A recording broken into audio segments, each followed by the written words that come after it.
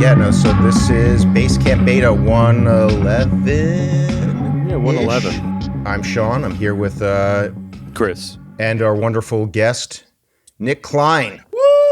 This is the hat trick for Nick. Yeah. This is a victory lap for Nick. So Nick is a dear old friend and multiple time Basecamp alumnus. It's my proudest. It's the proudest thing I have on my CV. Really, it's taken me far.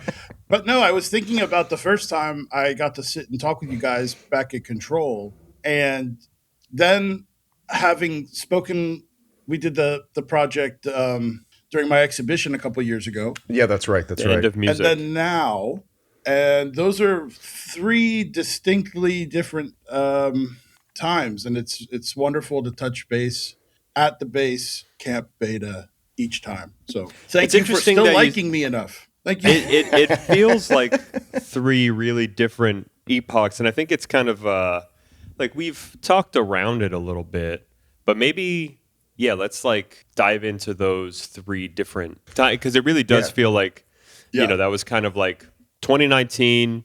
The end of music thing was kind of just post COVID. It was 2023. Yeah. So it was like right before I went to Wesleyan. So yeah. So Chris, could you turn up a little bit? I'm sorry. Me? Yeah, sure. Yes. Can you hear me better now? Oh, that's amazing. That's chocolate voice of yours. Thank you. I put a low pass filter on it. We're not cutting that. Listener, you're hearing me loud and clear now too. We're going to keep it nice and soft in the mix before we're not fixing this. Yeah, those were three distinct times. Well, yeah, so let's do a recap. What's your read on the 2019 era? Well, 2019, what did that mean for you? 2019 was a real. That was a time when I kind of in my work. I was really thinking that I was in momentum stage, I felt like it was catalyzing towards something. I left to Europe in July through a relationship and of that year. And that felt like it was headed towards all this work that had been done with PL and my own performances and everything, all the music I'd been doing. It was a time where, I don't know, I mean, we didn't have the shift yet because COVID was right around the corner. So it just was like, it just felt like everything was just moving as it should move in some capacity. So for listener context, like do you want to explain a little bit of where you were coming from in that period? Like maybe with the kind of fuller context of Miami to New York to PL Shop to, Yeah. You can do this in relatively abbreviated I'll do the truncated version. Yeah. My background was I come from South Florida, West Palm, and then I moved to Miami. I was always there as a teenager. Got really involved in the noise scene around International Noise Conference, as well as other, independent music circles. That kind of led me to move to New York in 2012. After running a place with this guy Carlos Regal, general practice in Miami, I get to New York. I was doing a lot of visual art at the time in Miami. And then when I got to New York, there was no space. So I really, having done music, and having been turned on to things like Bossa Nova Civic Club and the great work of both of you and many other people, I was kind of all the problems of art were solved by electronic music, I thought. So that's then up to 2019, 7 years, with all the time from Miami up till then. We're going on a decade of like trying to solve ideas and do output and tour in these networks around the United States. To build a career, basically, yeah. I thought so. A career might not be the word. I just thought it was like the thing I did. It was just the thing I did. I think that's something that we're really kind of interested in unpacking with this incarnation of the podcast is where this line lies between something you do because Yeah. you have to, Yeah. and this sort of mythical notion of a career in the arts. Yeah, and like what that kind of like does to you is like, okay, well, you know, I want to make art, but now I have to conceive of that as a career. Like, how does that change your relationship with what you're Yeah. trying to do? Yeah, it's funny. I think I try to negotiate like the difference between a career and a profession. I think I guess ultimately a career is the pathway of the sum of all these parts. But by 2019, I felt like I had the privilege of getting to tour Europe from pretty consistently from 2015 onward, which felt like a major benchmark. And because the avenues that allowed for that were techno and club cultures, that influenced the work I was doing. Also, by that point, and really with COVID as the sort of transition period, the hypothesis around why I was interested in electronic music in terms of how it, in its most democratic places, in terms of like clubs and things like that, and the implications of rhythmic music, the hypothesis was starting to wear thin, and it was kind of becoming pretty rote. You know, it was like the question had been answered, and now it was just you kind of do it. So then again, I had this incredible privilege due to an ex that got me a visa to Netherlands, and I moved to The Hague. Coincidentally, around that time, The Miami of Europe. exactly. Yeah. I mean, I'm not Yes. joking. I mean that has long been this kind of this thing between Miami Electro and, you know, the Hague sort of bunker. That's true. Records. You know, Right. I think it was like people like Unit Mobius that would make that joke, but Yeah. the parallels Yeah. were kind of. I mean, they're on the coast, both of them, and Yeah, my great childhood friend Roberto Pagano, he does sound for like Mac DeMarco and these Australian kind of iterations of bands like that. And he was off the tour and he visited me. He was one of my only friends. Alex Suarez also. He had visited me while I was in The Hague in this 3-year period. And he was like, "Well, congratulations. You moved back to South Florida in Europe. You've retired." And but it was weird because at that moment, speaking of Unimobius and all those people, like IF had reached out. I did this record on Vulex. I also had in that first year of COVID, I had 3 records come out that felt like serious benchmarks, and they were records. And it was unfortunate because I thought that was kind of, again, this forward momentum, and I felt really good about the material on each record. So it was on Ideal out of Sweden, Alter, Luke Younger's label out of London, and Vulex, which to me was this like major achievement. And then, COVID happens, and there's no longer any placement for these things to be utilized. There's no utilitarian use for this music that I had made, and I thought that I made at a high level. And so then things start to change a lot. Within that time, I guess now to speed up. So from that period, I'm just kind of surviving. I'm art handling in the Netherlands. I'm running the label. The label seems to be doing well enough. And then I get into this master's in Berlin, and I have a reason to move to Berlin finally. I never wanted to be, no disrespect to our friends who have done it, but I really thought it was kind of crap. It was kind of embarrassing to kind of move from Bushwick to Berlin. The Hague to Berlin's a fine transition, though. I mean, look, they're ultimately it's all a grand embarrassment. But no, I mean, it was. I'm from Florida, so I kind of really needed to go somewhere that facilitated me doing something. And I got to Berlin. I was into the Sound Art Masters program, and I addressed my interest in art, and kind of all of a sudden the ideas could congeal and make more sense together. And I felt comfortable enough with there being more questions than answers in my quote unquote practice. And that's where we got to convene again during the end of music.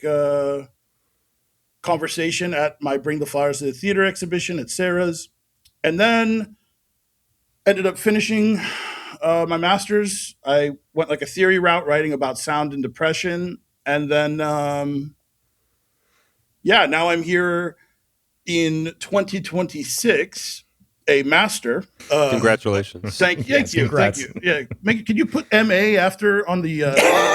Yes, Absolutely. Absolutely. And I'm art handling again. So it's this it's a series of cycles that we work our way through. dude. I mean, this goes without saying. I'm in exactly the same boat. So I know, and I'm in great company today. You know, We're all masters that basically are just still freelancing and hustling and yes, and it's circling the drain. It's Yes. it's all death drive. yeah. I would note that importantly, you know, the PL project, which Sean you have released on, and a lot of friends. It's 13 years almost now of doing the label, and through that's that huge. time, I mean, labels to last that long is quite a thing. Gotta say. Yeah. let's see how long it lasts. Still, I would note that also during COVID, a lot of things happened. Like Brexit happened. There was a kind of breakdown of the infrastructures by which media, physical, tangible media, could be conveniently shipped around and shared. Yeah. And also during that COVID period, I felt like this really distinct shifting of the guard between people that were a generation older than me, and I was kind of in between. There was people who were a generation older than me who had devoted their lives to this international club and electronic music thing, and it was weird. And there was all these different iterations. There was space for everybody. It felt like, and maybe that's an oversimplification. And I think it's an idealization. It's but an yeah. idealization for It sure. did feel like in the mid 10s, it really felt like that. The boundaries around club music were kind of coming down. Yeah. There was a lot of space for genuinely interesting music to exist in this big club and festival circuit. And it's something that we all really relished maybe insufficiently. So. Maybe. And that, you know, I think that all should be noted that it's on a formal level. I think there was a lot of things addressed in that time where there was like access for other kinds of people, et cetera, identitarian issues, et cetera, that it wasn't so peachy and there was still gatekeeping and boundaries. But Absolutely. On a formal level, it even maybe to a ridiculous degree, people could abstract and be kind of in an interesting dimension. Well, I think like the second half of the 10s, there was a marked turn within the dance music industrial complex to address the identitarian concerns. Yeah, which wasn't a wholly ineffective project. Not at all. It did really change the ecosystem. In a lot of great ways. Yeah. I definitely think so. And when I look into that world now, I see a lot of seems to be a lot more fun. People seem to be enjoying themselves, and I think that registers formally. I remember going to Berghain one night, and they were playing like jungle edits of Hey Ya, and I was like, okay, this is done. I'm now unk and chopped, as the kids say. That's a wrap. So I mean, I felt that the last time that I went to Berghain, which was I think 2019 or maybe even 2018. Yeah. And I went and I played a live set, and normally, like every other time I had played at Berghain, there was always a long list of friends who were coming. Almost no friends came. Like I think like Ciara Black and maybe Nick Bookworms and like one Berlin friend or something. yeah. So there were like no friends there. The music other than my set was terrible, and everyone was dressed like Sexy Nurse or Sexy Pirate. I always say they look like X-Men, like the X-Men. Like they have the later era X-Men movies on Fox where they're all in like kind of bondage gear. Yeah. Right. And my fat ass could never really hang like that. So It's not the Wolverine. It's not like the comic book Wolverine or like the cartoon show where Wolverine's in like that blue and yellow outfit. no. That would be like, maybe that'll come in some like reinvigorating of like Club Kids or something. Where color's appreciated. I don't know. I always relish the fact that when I would go to Berghain, I would like play and I'd wear like green, and I felt like very much I'd be like, all right, I'm kind of poking people in the eye. But it's funny, you mentioning it, I just wanted to get in I don't know that it was the last time I was at Berghain. It could have been. I mean, the last time I was at Berghain would have been 2018 or something. So this is so long ago. But I remember being in Panorama Bar and hearing Britney Spears One More Time and thinking, yeah, I don't know what to do with this. I'm out. And but you know, again, it's like, well, people want to have a good time, and like, I know, you God forbid. Like, people are having a great time, and I'm just like, I don't. That's what I mean by I don't know what to do with this. Like, I don't know if I'm needed here. Yeah. Or like the nerds and the assholes and the encyclopedias of arbiters of this craft. We lost, and it's okay, because maybe it'll come back around. But if it does, it won't. Who cares? I would also now this is an interesting thing to talk about too. Not to now I feel like, and I'm gonna drop another Marvel movie reference here. Bring it. We're a Marvel movie podcast. Yeah.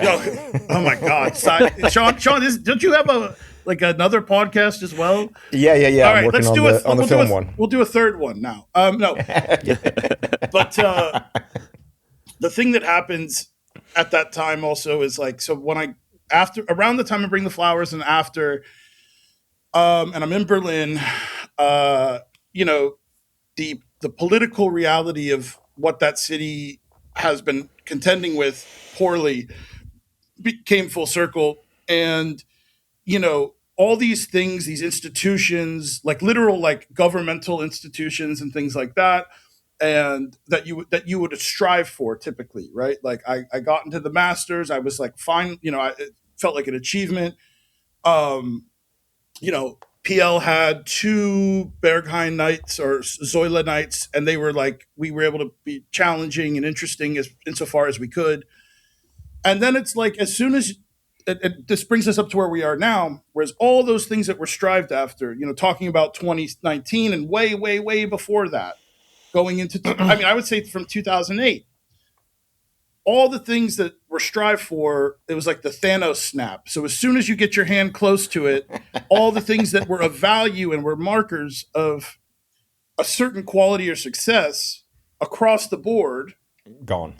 They are now, they have no relevance. They have no, they've almost betrayed the sort of liberal underpinnings that everyone thought we were after. So and now we're here. So I don't know. We're here. Sorry to be a bummer. We're all about being a bummer. Like that's the base camp bummer, man. Oh God, yeah. It's interesting because I do want to thinking about this. It's funny because at the same time that this happened, there was also a big generational shift, 100%. at least in what was going on in New York. And I certainly do not want to put this change on that generational shift, but it did happen kind of at the same time, and I don't really know what to make of that, because there's lots of people in the younger generation than us who are doing really interesting things. Yes, and yet it did seem that in a lot of the club spaces that we were frequenting, there was a huge shift in the generation of people going, and also the music that was being played. To that point, I think what I saw in that moment was people that had a moment to breathe finally, that were so enmeshed in this kind of global club oriented culture. They had a moment to breathe and reevaluate their interests. There's a lot of unhealthy shit going on. People fell out, and all of a sudden the gatekeepers, it was difficult. It was difficult. I would mark Sean as someone who was extremely gracious and open and sharing information, but there was a lot of people that it was like you always had to pass some kind of test of authenticity to get access to certain music or information. Yeah. And I think that in more spheres, in the more good time areas of the club culture, that was kind of the predecessor towards when the young kids came in. They really just wanted to get off to some trance or some side trance or whatever the fuck. And they genuinely liked it. And so in that buffer zone, it was like, and that's cool, right? Like when what's the dude Ad Rock from the Beastie Boys, when they ask him about like what rap do you listen to, he's like, I'm a 54-year-old Jewish guy. Like I don't like they don't need they I don't think rappers need to care about what I think at this point. And similarly, if it's like if I'm 40, I don't think a 21-year-old that's starting to DJ needs to give a fuck, really. Yeah. And also all the mediating sectors like record stores, message board, all these things are like relics of a time where you had these mediators that like if you could pass the test, then you would be brought into the next set of information. Yeah. And I value that, but that's like some Stockholm syndrome stuff, you know? It's like Well, okay, so let's be fair here. So I mean, on one hand, I agree completely. We're all old. Tastes shift. I do think one of the major factors that we're kind of pointing at here is not just hedonic, right? It's not just like kids want to get their rocks off, because that is a sort of universal constant. yeah. But I do think there is a big generational shift in cultural capital, in musical cultural capital, that the things that we held as cool Yeah. aren't cool anymore, and not just the things that we held cool, but the ways in which we held them cool. Yeah. Do you think one of the things that we held cool was authenticity? Whatever notions we had around that.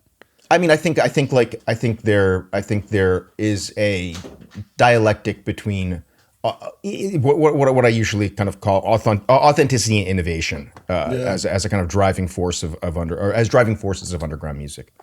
That authenticity is the force that owns the past,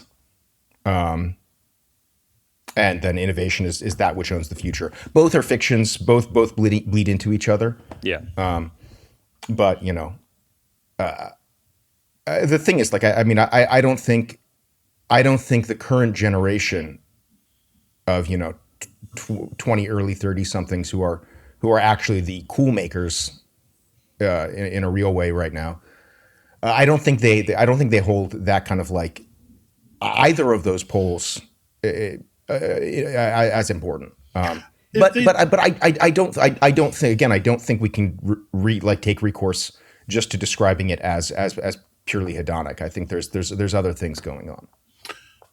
Sure. Yeah. I mean, also like whatever those parameters are that sort of hold them to what makes them, authentic, are maybe just indecipherable to where I'm at. Right, that's right. And like again, like that's the spirit of it, and it should be that way. The only unfortunate reality is that on a formal level, it doesn't feel like it's pushing in any direction that feels new. It feels like a lot of recycling, a lot of kind of, it's just like the things that I think, when you're into industrial music, you find like the fucking rarest, weirdest tape, and then you form your personality off it. But now it's like, oh, this trance compilation CD from, this, and even this conversation is outdated. Like even me, you know what I'm saying? So it's like, in kind of poking this kind of thing, it's like, I hope the further distance, it only becomes more interesting. But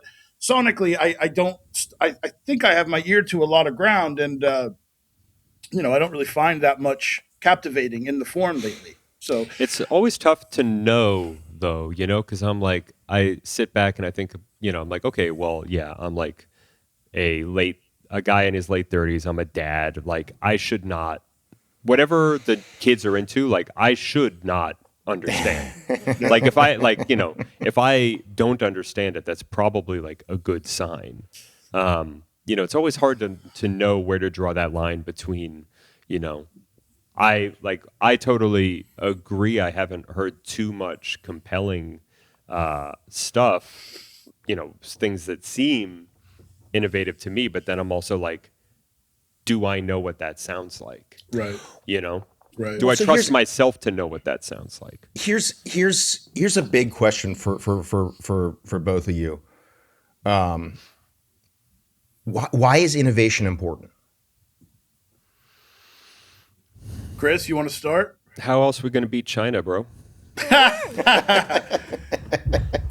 Well, no, that kind of gets at what I was dancing around here, is that, like, this notion of Western culture as this like perpetually moving, self-reinventing modernist avant-garde, discovering new aesthetic forms, is basically CIA psyop, right? Yeah, like if we want to go there, like, a little bit, that's for sure. Yeah. So yeah, what does pushing music forward mean now? I wish I had a good answer for that. I think that for me the value is looking back to things that I'm sentimental about that genuinely even today sound new. Like sometimes I'll sit with like a Phoenicia record and it Yeah. doesn't feel dated. It doesn't feel it doesn't even in the trappings of its time, it feels like it contends with a futurist interest. And I guess if we're talking about club music and techno and all this shit, it's like, which I'm not really even I don't really think about much at this lately, is that there was at least a futurist thing. And I think innovation in that sense is important, not within the, CIA psyop, Cold War competition, fake freedoms, Jackson Pollock, etc. It's abstract expressionism and in grocery stores versus lack of options in Russia. But I think that innovation at least is embedded with a sense of hopefulness, Okay. and that is maybe where its value lies. Oh, I like that.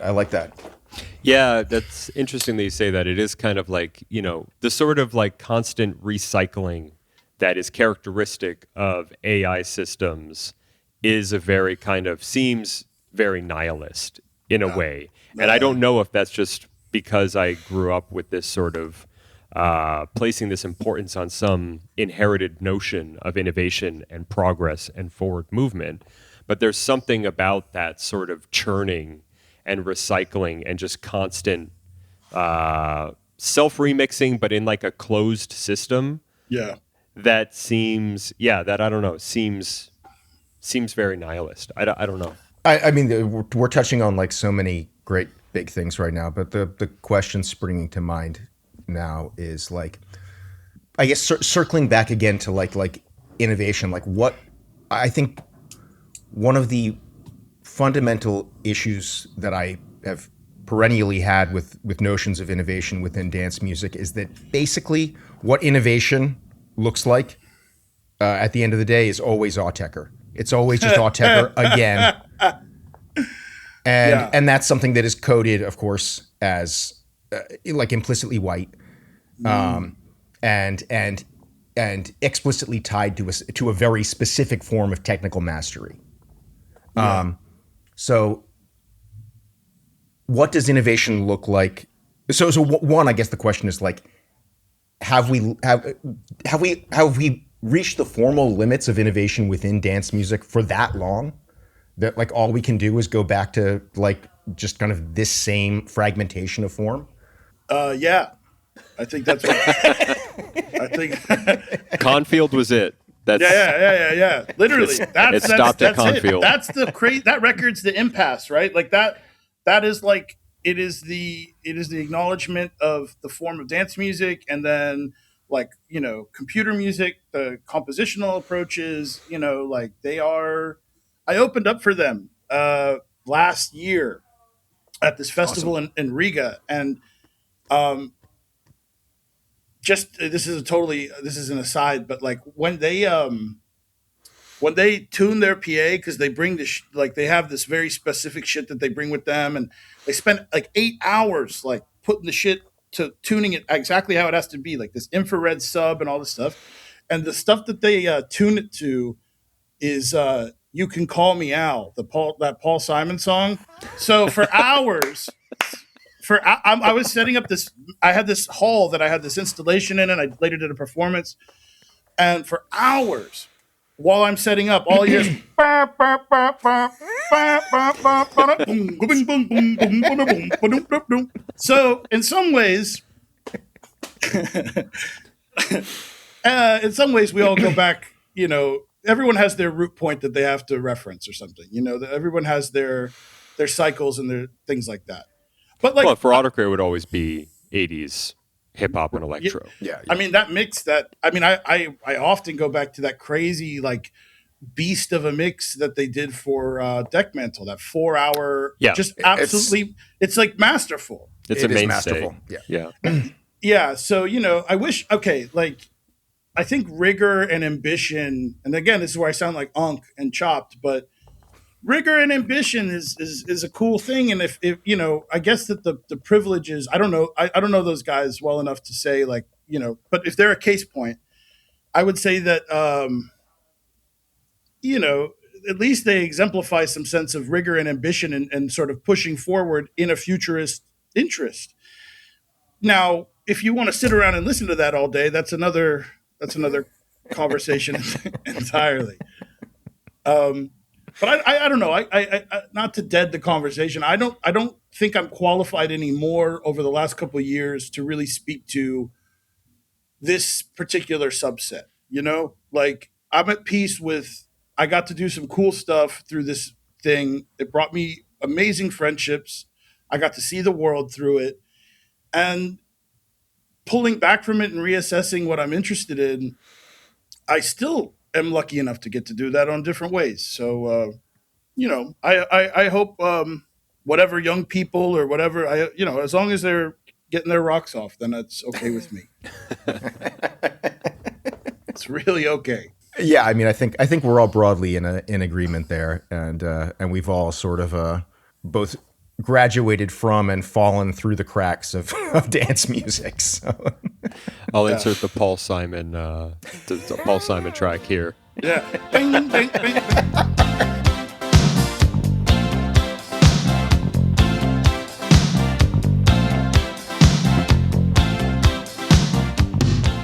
Guys, I recently I was torn recently because I've like yourselves, and probably because of yourselves, I've gotten so interested in surge and sort of cross modulation and feedback systems and things like this, which were not things I wasn't familiar with in the past, but it really, sitting in a academic context, you really have an invigoration of that kind of stuff, and you have access to these things, and it was really cool, and I'm happy with the kind of vocabulary I've been able to build in the synth lately. And I was asked, I was very blessed to be asked to participate in the Sonic X biennial this last year, and but it was weird because they asked me to do the club night, and I was like, I haven't done this in years now, really. Like I thought, like, when I did the Bearkind thing, I was like, that's it, like. There's nowhere else for me, like, for a guy like me to go with this thing. I'm not going to be on RA's fucking whatever. Or I don't even know if that's, I don't know. But so I was all stressed out because I was like, oh, am I compromising? Am I doing this? Like, I want to be in the biennial, but I don't want to do this. They ultimately let me do what I want. But then I went in and I listened to the GRM stuff that they were doing. And here, I mean, I'm going to get smoked for all this, but this is why you guys are. This is why I'm the third time on your podcast and not somebody else's. But I sat there, and this might be obvious, but I sat there and I listened to the GRM stuff, and there was some. The Parmigiani thing was like just god level, like made me cry. It was so amazing, and there was a lot of other friends that performed, and they were great, and it was cool. And I went back to the hotel and I was like, fuck, like, what do I have to do this club thing tomorrow? What do I do? Like, this sucks. But then I did the club thing and I pushed it in a way I wanted to. I had a performer. I performed like off the dance floor on the second floor out of sight of anyone.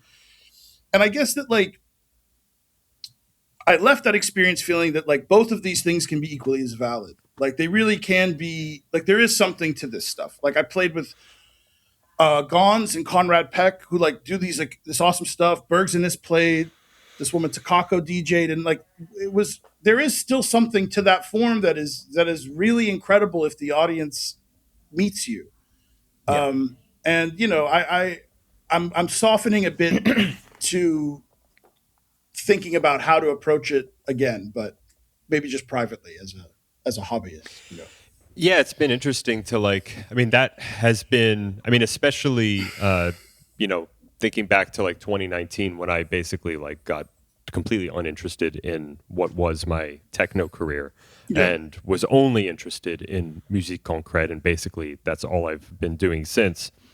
Lately, I've been trying to reevaluate and, not really reevaluate necessarily, but think about how these things can, how you can synthesize these two things, because it does seem, going back, throwing the D word out there, the dialectic, it does kind of feel like these two opposing ideas of, a sort of musique concrète, pure listening music, a pure experience music, something that's meant to be focused on, and then dance music, which is this kind of, ostensibly very utilitarian, a kind of social lubricant, a kind of, that's selling it short, but I mean, but something embodied in hedonic, right? Yeah, exactly. And it's been very interesting it was very interesting to hear you say that, Nick, because it is something I've been trying to reconcile. Is well, does that mean making musique concrète, dance music? And I've tried to do that, and to varying success. Or is it this kind of what how do you synthesize these things? You learn from one side, apply to the other. It has been. I don't know. It's been a very fertile ground for just kind of reflection and thinking and kind of just self-study. How do I figure that? What do I do with these things that seem very oppositional? I think something to think about. I think we've spent time kind of assessing the audience or the younger makers. But I think also it's the market imperative to kind of pit these two ideas against each other. And that really should fall squarely on the responsibility of what is ushered in as a curator. And then also to think about the models that fund those people to put forward ideas. I think that, if you look at someone like Jean-Louis Huta, that guy has worked with fucking Peter Zinoviev and Mad Mike. I don't know, whatever. And it's the only thing that really creates this dialectic is the forces outside of the artists themselves, which are kind of in my opinion, the bad actors that kind of take up this thing, the booking agents, the club owners, the drink sponsors, these are the things that really create the issue, I would say. To just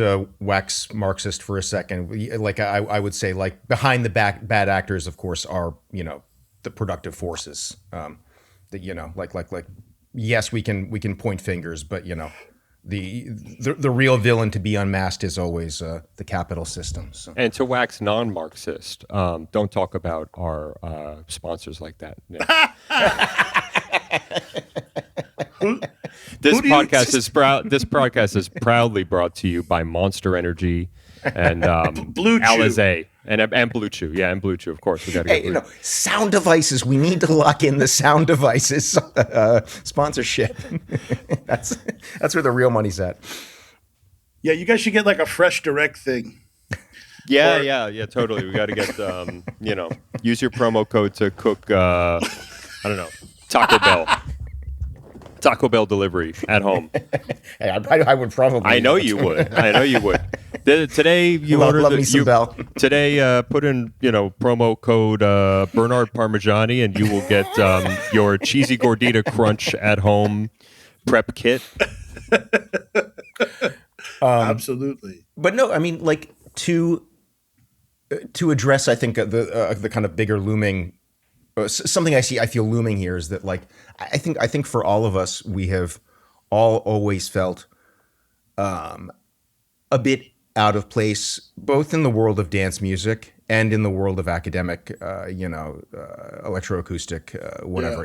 Let's just call it institutional music. Yeah. Isn't that just what it is to be an artist, though? Like, shouldn't we feel out of place pretty much always? If you're doing it right, but it seems like everything's manufactured to be more and more and more reductive and bottlenecked into a thing. And saleable. This is the commodity form that is shaped by social media. What we're selling is self as brand always. So. But what is it that we're selling? Self as brand, or we just suck at what we do. Like there's a whole, like the like I don't like it might just be that like we hit a good lick in the 2010s on, and then the world was like, that's enough.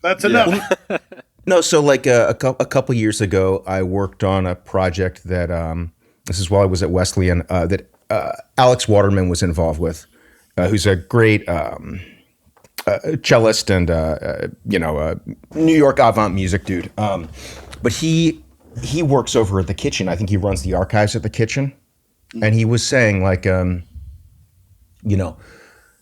basically like working there and going through the archives, like you see it over and over again. There's an artist who is everywhere. They are everywhere, unstoppable force, and then 5 years later they're gone. Yeah.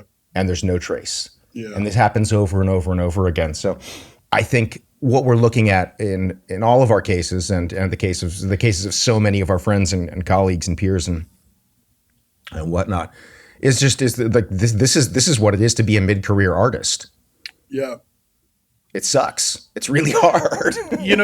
The other day I was talking about like my frustrations with like, it's really hard for the work that I do to be in like group shows.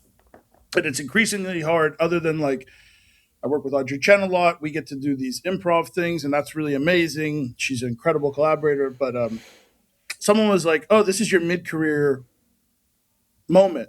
And you just have to, and I was like, fuck, like, when was I emerged? Like, when was the emerging thing? Like, when, like, was that it?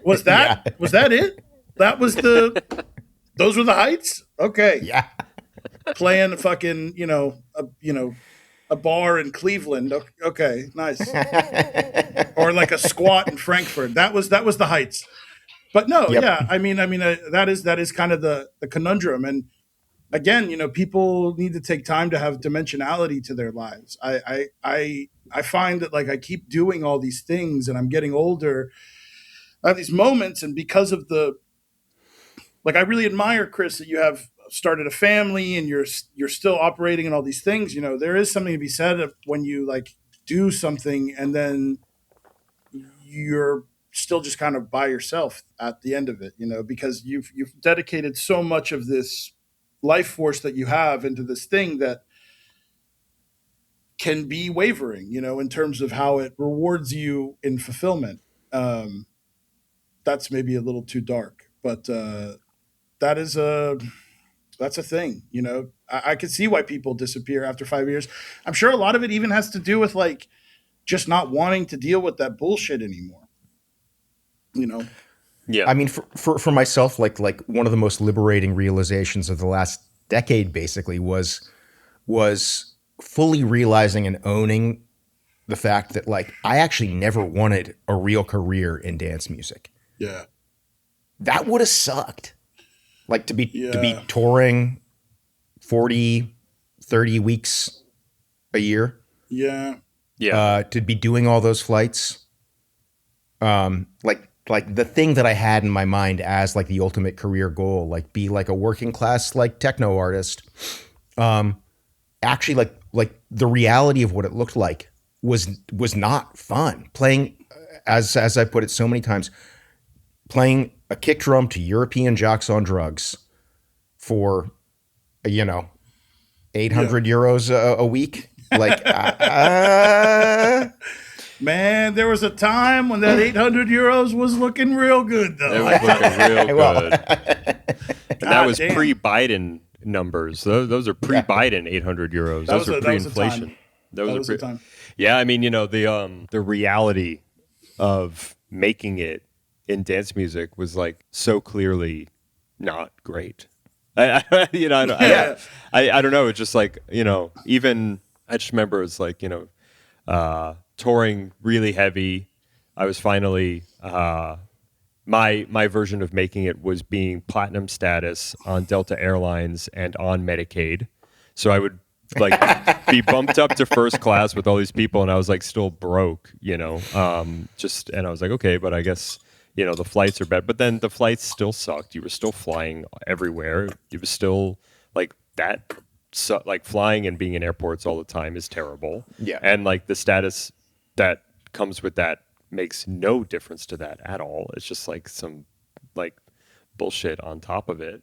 And then you get somewhere and you're like, oh great, I gotta be up at 4 a.m. to go play, and then home and that, like, the reality of it was so you want to be 50 playing in a club to 25-year-olds, like, Exactly. maybe you do. I don't know, but I think we all kind of share that thing where as you age, you're just kind of like, okay, is this it? Yeah. Is this, like, All this to be said, like I'm having a great fucking time right now. Like the late, That like rules. everything is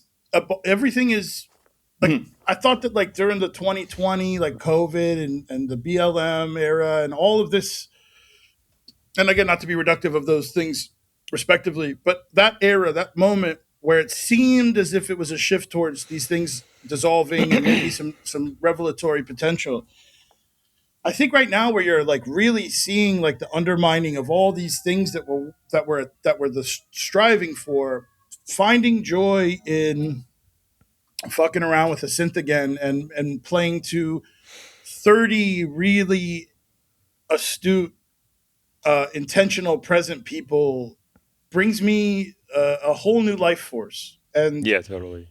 I am still very blessed to have a kind of residual potentials from that era. Like it's cool. It is nice. I really I like seeing my friends also. I like seeing what you guys do. I really do. I mean, Sean, I love the work you make at this point. Chris, I love seeing the rainforest video the other day. You have the David Tudor book, right?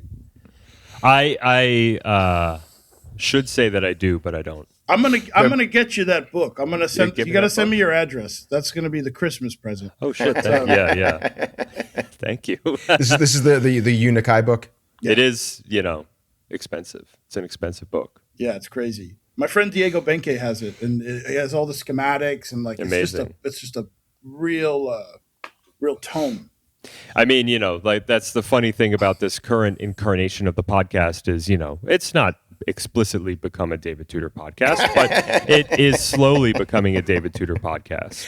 Well, we will certainly have Michael John. Well, assuming he's up for it, Michael Johnson on, who's the one of the kind of stewards of the Tudor collection over at Wesleyan. That's But it's amazing. totally, like, Nick, what you're saying is just like, it's totally resonating with me. Like, just doing things that I have zero idea about if they are, if anyone cares, if anyone likes this stuff. Just feels very kind of like feeling very satisfied in the work I'm doing with no real like expectation or reward of it. Yeah. Is kind of back to, I don't know. It's been really nice to do that and like putting out music again that feels very, like I'm just happy that it exists. And that's it, like that feels very liberating now that I don't tour or go out or, like do any of that. It's very nice to just, and knowing that there is an audience of not hundreds, not lots of people, but a handful of people who are super into this stuff and just like building that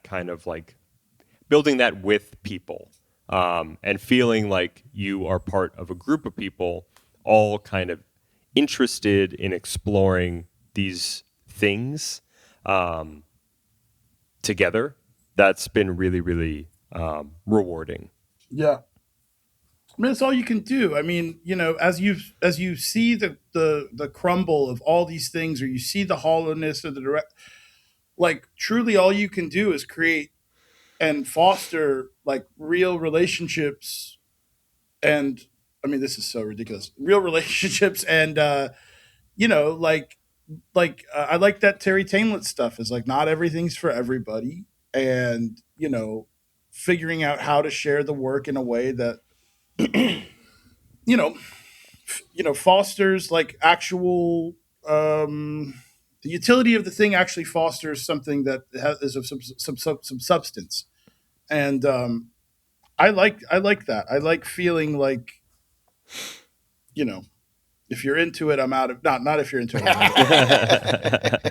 No, no, no. That is the greatest title of any record ever. You can't top that. Yeah, Man, really. that guy, Christoph is such a great guy. Like I've never met him. I would love to. so he played the second PL night at the Volksbühne. And Oh yeah.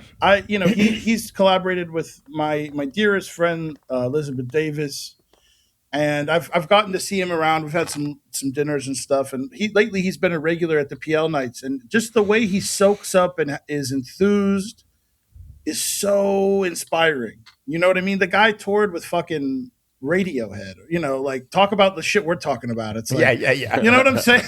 like whatever you feel about Radiohead, but like, in terms of scalability and what one can do with their life and what they assumed and predicted, and to still just kind of be ardently focused on enjoying making your shit and still putting it out in a way, that's he's really inspiring. It's been nice to see that. Well, so speaking of, so we got 2019 Nick, 2023-ish Nick. We're 2026. Where are you at right now? What's been going on with the label? Yeah. How is running a label? You mentioned difficulty with actually Jesus shipping Christ. product, which is something that I think is not talked about enough. Yeah. And how much more difficult that has become. Yeah. First of all, so from 2023 was the first time I felt like in that exhibition, the Bring the Flowers show, that I was able to synthesize all the ideas. And it was extremely rewarding for me. And It was a beautiful project. It really. Thank you. I mean, I made it to 3 or 4 of the nights. thank you. Other than the one that I was involved with, but yeah, it was really. So yeah, tell us and the audience a little about the project. Okay. So when I was in Miami, going way back, I was really interested in relational work. Like that's something that called to me, relational aesthetics. It can pejoratively be referred to social practice, et cetera, et cetera. That was really cool to me. And at the time it was in vogue, and there was places for it throughout the Kunsthallen in Europe and all this stuff and yada, yada, yada. When I had the opportunity to do an exhibition at the opening of Sarah's gallery, she called me and she was like, I want you to do the craziest thing you can do. And then I was like, well, as the self-saboteur that I am, let's go to New York, let's have the major gallery exhibition in New York. But instead of showing up with work, we're going to just turn the whole space into a stage and a radio station, and we're going to develop work every single day, and we're going to document everything. And then it's going to be a library that will exist for everyone to reference at all times. That to me is the kind of art practice I'm interested in, and it's kind of like, again, when I left Miami, I had a studio, I had all this space, I was making bigger work, sculptures and paintings and stuff, and I was involved with music certainly, but New York there was no space, and then I just started making music. It's the only way that seemed to fit it. All these years moving forward, again, this pull between like, oh, you're this, or you're this, or you're that, or you're this, or this is other people's need to sort of, I guess because of their own brainwashing or something, kind of assume the kind of artist or maker you are. So in that project, I really felt like I can perform music. I'm going to take a walk with Hugo Esquinca from Greenpoint to the gallery, and we're going to take photos, and then we're going to or collage them and arrange them. And then we're going to invite our friends to come do a talk. And then someone's going to do a harm reduction thing. And someone's going to do a Someone did a dumpling making workshop. And so also like kind of riding a line between curator and artist. People didn't know, people, even best friends of mine were like, oh, your curatorial residency was so cool. Not knowing that like the stage was the object, the stage was the thing that was activated. So that project was super special in that like I could finally make the statement at scale that married all the ideas. And then I did another one in Berlin called Hell is Other People afterward, and similar thread, going in every day, documenting, creating libraries, and just getting into the habit of daily production. That's like kind of key. And that kind of felt better because when I was back in the days with music, it was like I was putting out tapes or tapes or records like every 3 months for like a good stretch, like especially up till 2019, I would say. So now PL was part of all that, of course. And when I moved to Europe, Miguel and I weren't going to do the project together anymore. Still my best friend. Still talk to him every day. After that exhibition, around the same time, I was this incredible woman, Marlene Engel. She's the music curator at the Volksbühne, and she gave me a residency where for 2 years I programmed in just things that I thought I needed to have an offset to what I wasn't seeing. And in Berlin, there's this proliferation of improv or whatever. There's a lot of club stuff. Even everything feels kind of murky and strange right now there.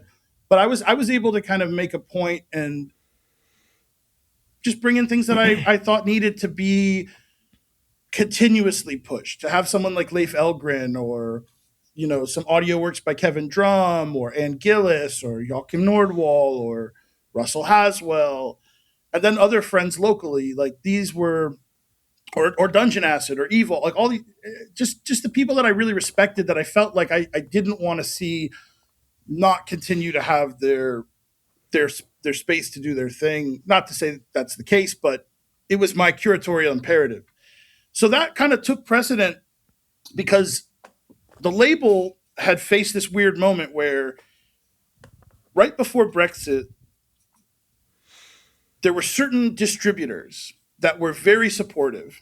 And then the financial realities became impossible. And I think also the kind of records and tapes and CDs that sell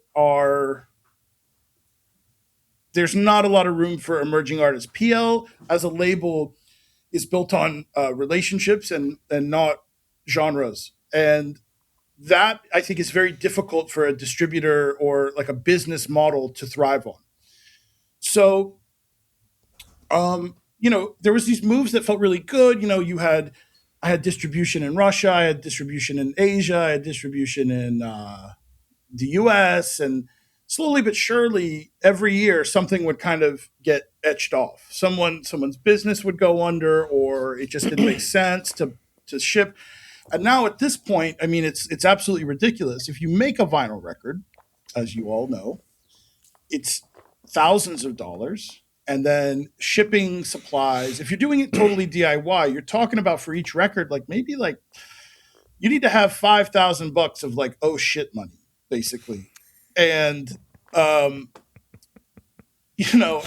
someone who entered his studies in, his late 30s, just supporting myself in a city that I find myself funding a lot of the projects out of pocket, but I don't have enough income at this point. And that this is like a very vulnerable thing to say out loud, but what I keep hearing it from even big labels, when I talk to them, everyone's facing the same problem. There is no infrastructure to keep all of this stuff going because even if there was a model of distribution, the forces above that on a global scale are completely deleterious to it being efficient. You cannot send a record from Germany to the United States. A CD, a $10 CD will cost the consumer shipping costs, which got exorbitantly expensive, now tariffs. So now you're talking at maybe $35 for a CD. a digipack with records, more weight. It gets worse and worse and worse. And so where I'm at is like I'm at this point where the label has pushed along. I mean, I've gotten some good stuff out. I'm really extremely proud of it. But it like I remember there was a year where like 23 releases came out. And now that was not long ago. That was like 4 or 5 years ago. And now at this point, I can get like 2 things out a year without like really harming my own personal life. Yeah, right. And that's been pretty like heartbreaking just to look at in terms of what that means culturally, and knowing that I'm not the only person that feels that way. There's like labels that are institutional that are all struggling. And then if you like something that interesting happened where I put a record out for somebody and I was so proud of the record. It was so good. And it's a younger artist, and all they could really care about was like, when does the digital, when can I put it on Spotify or Apple Music? And I've always been like, well, I'm going to do one or the other, because if I just keep it tangible media and it's not readily available, then it will have to be centralized here, and at least it won't shoot myself in the foot. So then like you borrow a couple £1,000 from a distributor, and then 150 of the 300 copies sell. And remember, let's go back to 2019. 300 copies of a record were fucking flying. Those were, Yeah. and that was the barometer. Like that was like, okay, you have a career if you can sell 300 records around the world. You can tour. You could tour. Yeah. Because the rest of the shit was in place to trickle down from that. There was still magazines doing press. There was still critical inquiry. There was still even bullshit, just whatever. There were so many facets where that would trickle through. And now it's pretty much from what I can see gone. So now it's like, you borrow money to put a record out. The record sells half. You owe somebody thousands of dollars who is a business associate, who it's not a personal relationship. And the artist at the end of the day just wants it, rightfully so, to reach as many people as it can through digital. And so the record being produced is this totem of an idea, but it really doesn't matter in their day to day. So that's been something that I've found over and over again. And that's kind of the painful reality of at least my label. And I don't think a lot of other people will speak as frankly about it. But that is how a lot of people are dealing with this. I hope that answers some of those questions. No, I mean that's awesome and real, and exactly like why we want to be doing the podcast the way we're doing it right now. I guess the big question for me here is like, do you think record labels like have a point in 2026? Is there any advantage for a young artist to release with a record label? Should everyone be self-releasing? Like what does a record label even do right now? I think that geographically it varies. Like I think there's certain places in the world that value what a label operates in, insofar as the old way of thinking about, at least from like a curatorial statement, or people can be fans of labels, and I certainly am. But I think that at large, young artists, I have no idea. I really don't. I don't know if it has a value. It's valuable to me because I look at the label like PL is it's an artistic project for me. It always has been, to build up libraries of things that I thought should be documented. Yeah. And that's not a great business model. But I think that people value that. But at the same time, culturally at large, and I saw this a little bit with the series as well, where it's kind of like, oh, okay, grandpa, like, or you like that's cool, you're still doing the thing. You know what I mean? With what series? With the Volksbühne series, or? Well, not so much with the Volksbühne, but it's just, how do I put this? The old, trying to keep the flag up of the better parts of the old ways are just, they're not consistent with how people are taking music in. It's not the same anymore. So They're chopped in unk. Is that it? I am. Yeah, I think the old ways are chopped in unk, and I see cool labels spring up in the UK or like around where there's 30 copies of a thing, and it's a lathe cut 20 copies, and you pre-order it, and like that's a cool model, but I think that insularity is really good. I just have to kind of get rid of my bias towards producing things that will be available for many, many years. Like if I do a CD, I try to do 300 copies, and then for the rest of time, even if it's in my storage, they're available to someone. But to answer the question directly, I don't know what the value of a label is at this point, other than to signify context. It's certainly not a viable business method. I think labels were always, I mean, as an artist, labels were always a way to kind of collaborate in a sense, not musically, but sort of socially, to sort of say, okay, I mean, yes, like you said, people were big fans of labels. So it was like, okay, cool. And then you kind of have like a little bit of it would give you as an artist a bit of like a home, or something, really direct was, your name would be on a flyer with the labels that you were best known for. And that gave you some identity, even for people who maybe didn't quite know who you were or something. It gave you some, it was a way of kind of leveraging some other brand. Yeah. I guess, I mean, for lack of a better word, but in the best ways, that brand meant like actual people who were musicians who, you felt a kind of camaraderie with. But the other more material one was just, to Sean's point, like, should everyone just be self-releasing? A good label would also just have distribution. I mean, it was just straight up, like you knew that your record would show up in the stores. It would show up in the physical places and even the online places, stores, where it needed to be seen. Whereas, as an artist, you're like, hey, I made the music. If you go to the next step of like doing the graphic design and talking to a plant to press the thing, and then you're like, well, fuck, now I gotta like also do distribution and know who to contact and know how to do all of that and get this thing in stores and then obviously market it and all of that. It feels, like the label was the institution that took that off your hands and made the putting out of a record somewhat more viable.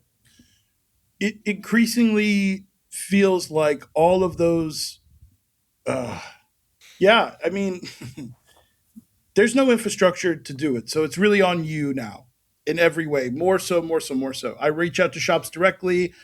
Shops don't want to work directly per se with someone. They want this mediating thing, or it's a strange time for it. And I do think that the strangest part is just realizing that like maybe the 13 years of doing the label has made it a brand. And with the series, that's kind of the new continuation. Like I can only really program live things and then produce the objects at a far less rate or scale them down drastically. And I'm not sure for me where I'm at in that. But the brand thing is really like, I mean, you see, we have friends that have some pretty good brands, they have some pretty good brands. And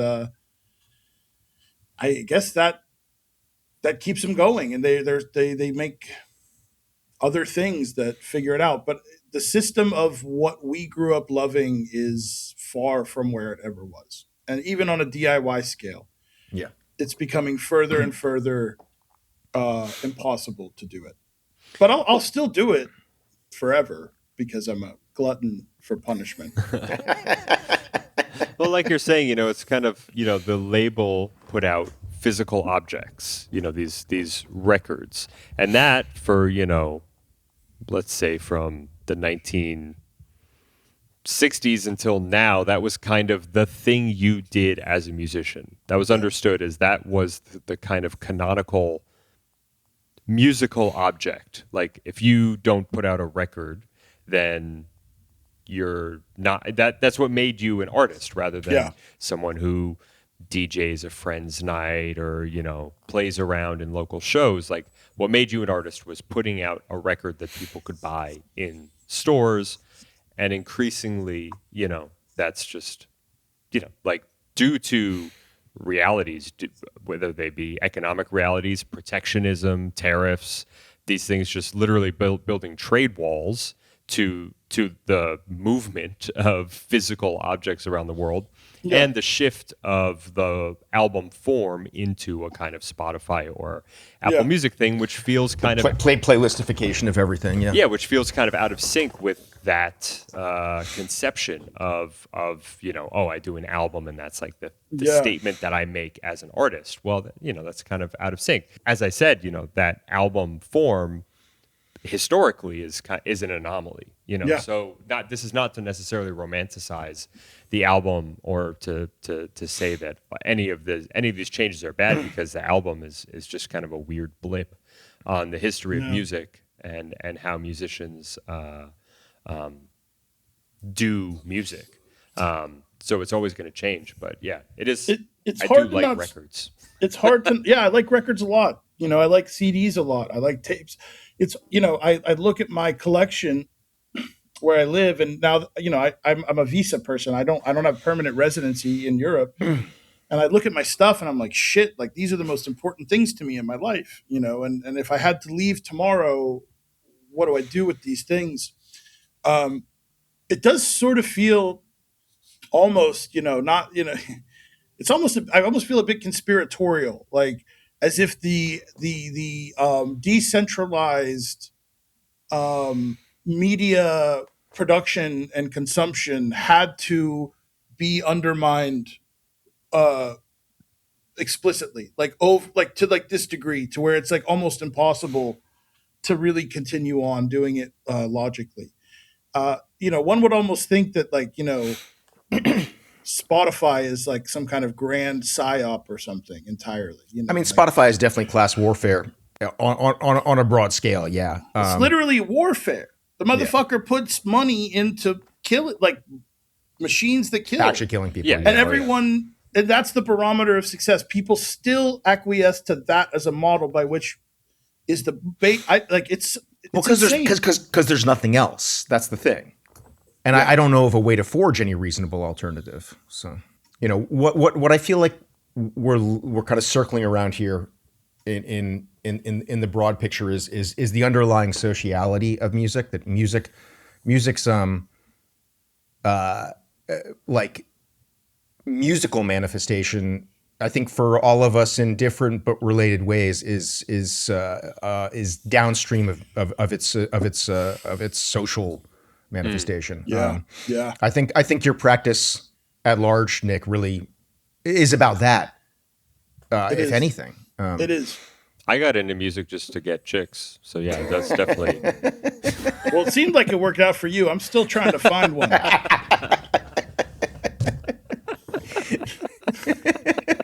I know they're there, but you are a heck of an eligible bachelor, Nick. yeah. Hey, I'm, no, but do you, I'm 40 do you years wanna- old. I have a label. It's better than a 401k. Do you want to expound a little on your thoughts on like the underlying nature of social form in your practice? Yeah, I mean, I grew up in a dance studio. What's the word I'm thinking? The temporality of experience, the momentary, the exchange. You know, those are hardwired into me. The way that I think some people whose fathers are good at making, you know, fixing cars can, you know, the combustion engine, you know, you can have a shorthand with. So for me, you know, I was really in a lot of ways very lucky to grow up in a place that fostered by trade this kind of experience. And so I just kind of almost take it for granted that, like, that's a function of art as a important vessel to communicate. Music I took to because of its specific, formally studying music and all that in high school was one thing that was just because I went to punk shows and I thought drumming was cool. Or, all this stuff kind of comes from just how unfleeting and incredible those experiences are. Like live music, the biggest thing I try to investigate is the antagonisms between the spectacle of what art, whatever quote unquote contemporary art can be, and the temporality of the social experience, and music has always been that for me. It's why it clicked for me in 2013 when Alex Suarez was like, oh, basically I didn't have a laptop. I had a synth and a drum machine and a boombox that I could record to directly, but Suarez had Ableton and then gave it to Miguel, and then Miguel just, because he was like into, basically all these things kind of evolved, and all of a sudden I didn't have a studio, and then it just made sense that when I went to Bossa Nova, for instance, I don't know what it's like there now, but at the time I was like, this is an art. This is art. Like this is Jesus Christ. But bodies in a room. It's a heck of a thing. You know what I mean? It's like the speakers are a physical thing. The volume is physical. The music it has a specific utility, and there's this boundary I guess it's not like that anymore, I would say, but this idea of the DJ and the crowd and then the drinking and that stuff is hardwired into me, is like, that's art. And, there's this great, long, rich history of that. I struggle with the same way that when I started making the more club techno records, and the noise people would be like, oh, you make beats. And then the techno people would be like, oh, you make noise.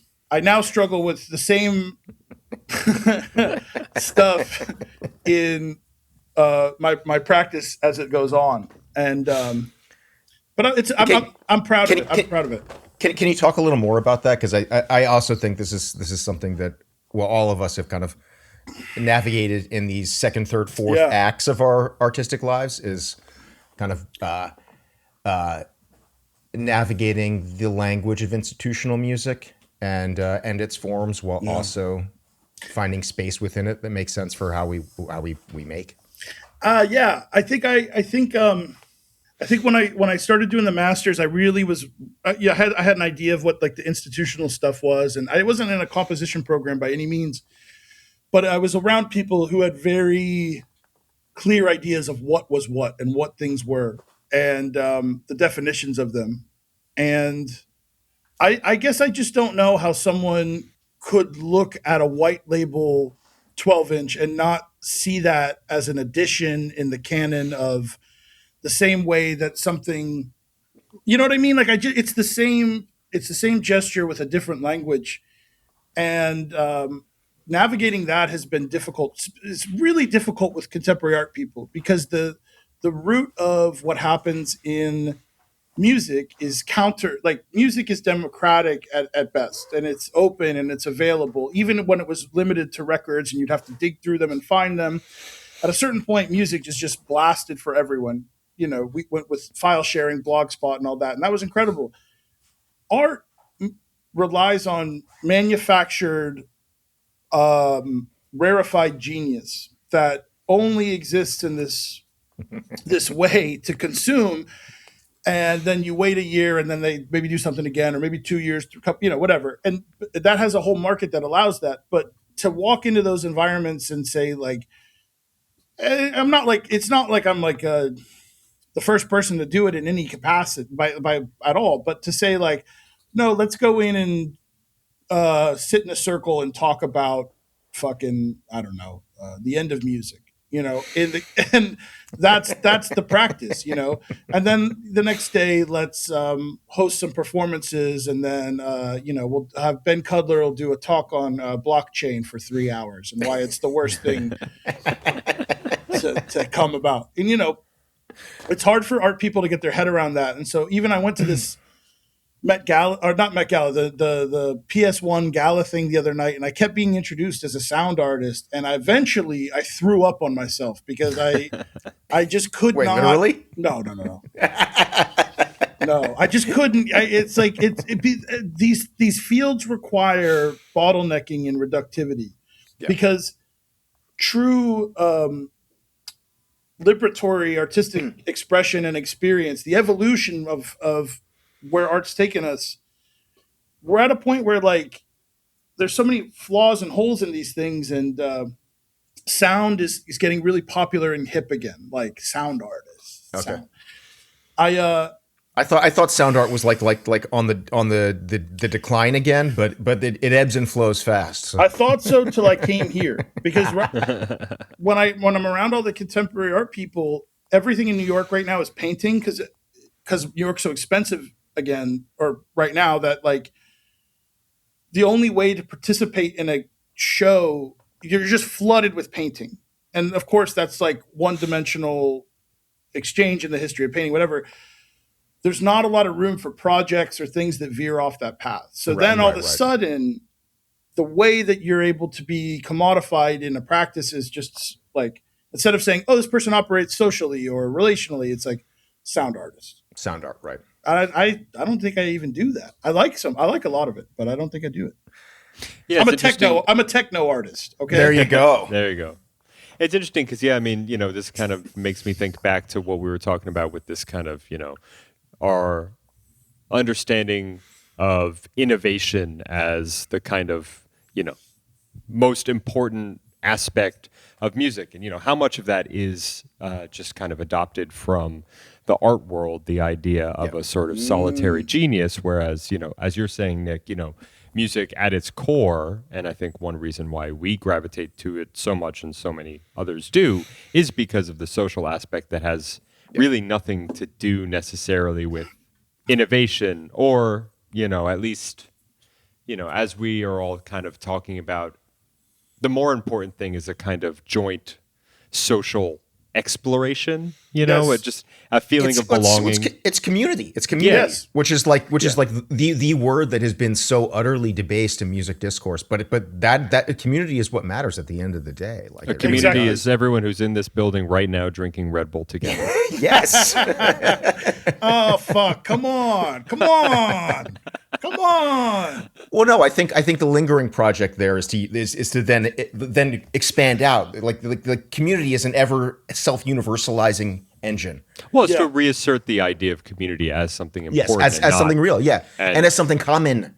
Yeah, The commons. yeah. The commons is important. For my practice, the commons is important. Reusing space in interesting ways. I like that. I like people disrupting or subverting their environments with sound or objects or experiences or movement. And it brings me peace and joy in a way that nothing else does, because I'm fucking miserable. And these things in their momentary implementations are transcendent and beautiful and exciting. And as we face an ever increasing apocalyptic scenario, these little slices of experience, whether it be explicitly in music or what people call contemporary art,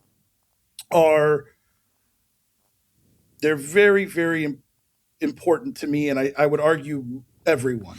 So yeah, that's the real shit.